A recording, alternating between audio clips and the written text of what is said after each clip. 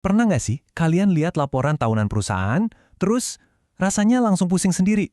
Nah, hari ini kita bakal coba bedah barang-barang. Kita akan lihat gimana caranya, cuma dengan beberapa detail kunci, kita bisa dapat gambaran yang jelas banget soal sebuah bisnis raksasa. Oke, yuk kita langsung selami aja. Kita nggak cuma bakal lihat angka-angka besarnya, tapi kita juga bakal cari tahu cerita di baliknya. Sebenarnya apa sih yang mereka jual? Terus, jualnya kemana aja? Dan siapa pelanggan paling penting mereka? Nah, perusahaan yang bakal jadi studi kasus kita hari ini adalah PT Indonesia Fiberboard Industry atau yang biasa dikenal dengan kode saham IFII. Yuk kita kenalan dulu sama dasar-dasarnya. Jadi, IFIE ini pemain di industri kehutanan dan kertas, dengan fokus utama di produk-produk kayu. Oke, info dasar ini penting buat ngasih kita konteks di mana mereka beroperasi. Sekarang, mari kita lihat seberapa besar sih skala bisnis mereka. Siap-siap ya, karena kita bakal lihat angka-angka yang wow, gede banget. Bagian ini bakal ngasih kita gambaran skala operasi IFFI yang super masif. Angka-angka ini nih inti dari cerita keuangan mereka.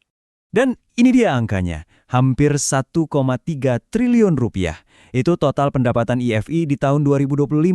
Angka sebesar ini nunjukin kalau operasi bisnis mereka itu bukan main-main loh. Nggak cuma itu, ekuitas total mereka juga tembus 1,3 triliun rupiah. Gampangnya gini deh, ini tuh nilai bersih perusahaannya. Jadi kita nggak cuma ngomongin bisnis yang pendapatannya triliunan, tapi juga punya fondasi nilai yang kuat banget. Oke, kita udah tahu seberapa besar perusahaannya. Pertanyaan selanjutnya, duit segitu banyak datangnya dari mana sih? Di bagian ini, kita bakal jadi detektif keuangan, melacak dari mana aja sumber-sumber pendapatan mereka. Ini kan pertanyaan kuncinya. Perusahaan nggak bisa dong tiba-tiba punya uang segitu. Mereka harus jual sesuatu ke seseorang. Yuk kita bedah datanya buat jawab dua pertanyaan. Apa yang dijual dan kemana dijualnya? Jawabannya ada di sini nih. Hampir semua pendapatan produk mereka itu datang dari satu hal. Medium Density Fiberboard atau MDF. Dan coba dilihat sebaran pasarnya. Sekitar 63% pendapatan mereka datang dari penjualan ke Timur Tengah. Ini jelas banget menunjukkan spesialisasi produk yang tajam dan fokus pasar yang sangat spesifik. Perbedaannya kelihatan jelas banget di sini. Dari total pendapatan, lebih dari 1 triliun rupiah itu dari ekspor, sementara pasar domestik cuma nyumbang sekitar 187 miliar.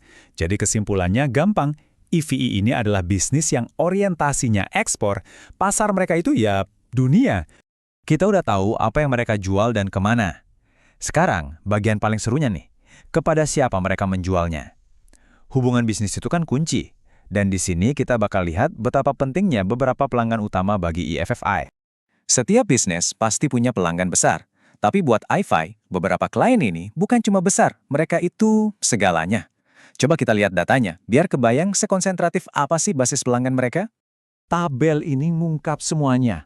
Cuma 4 perusahaan loh. Perhatiin angkanya deh. SA Shahab aja sendirian kontribusinya lebih dari 623 miliar rupiah. Kalau di total, keempat pelanggan ini menyumbang sebagian besar banget dari pendapatan IFI. Ini adalah tingkat ketergantungan yang luar biasa. Dan ini dia angka pamungkasnya. Sekitar 94%. Yap, kalian nggak salah dengar. Sekitar 94% dari seluruh pendapatan IFIDI di tahun 2025 itu cuma datang dari 4 perusahaan yang kita lihat tadi. Ini ngasih kita wawasan yang kuat banget tentang model bisnis mereka. Hubungan yang dalam dengan beberapa mitra kunci saja. Oke, kita udah lihat banyak data. Sekarang, waktunya kita satuin semua kepingan puzzle ini. Apa sih cerita besar yang bisa kita simpulkan dari semua angka ini tentang strategi dan posisi IFI di pasar? Jadi, ini dia ringkasannya. Cuma dalam beberapa menit, kita berhasil mengubah data keuangan jadi wawasan strategis.